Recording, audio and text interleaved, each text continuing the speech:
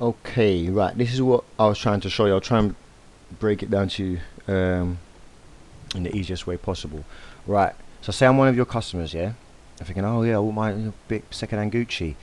Um, Something that I would put in is something like buy second-hand designer clothes or second-hand designer clothes to buy. So what you can see here, buy second-hand designer clothes, yeah. And we can see people are searching on that because when we see it down here, buy second-hand designer clothes.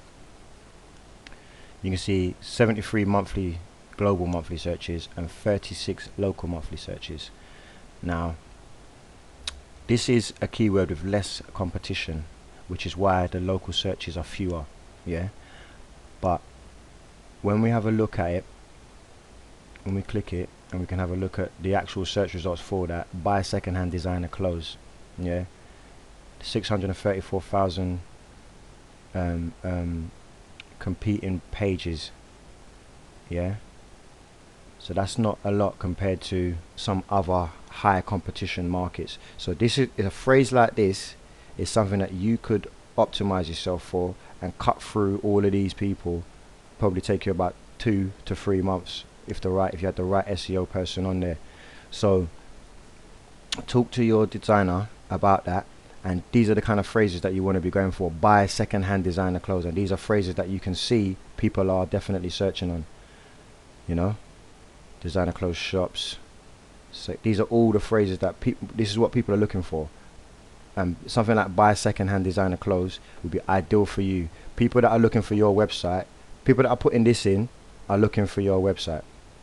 Okay, so I put your website through the grader, and out of 100 you got 60. Now I've sent this report to your email as well, so if you take this over to your designer and show her, and basically just highlight a few of these points as well.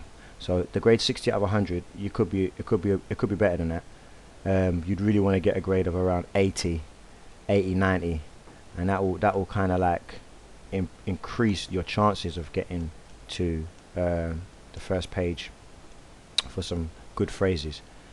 Well, Google has indexed some of your pages. That just means Google knows about some of your pages. So that's a good point. Now this is the metadata. This is what I was talking about. So basically, yeah.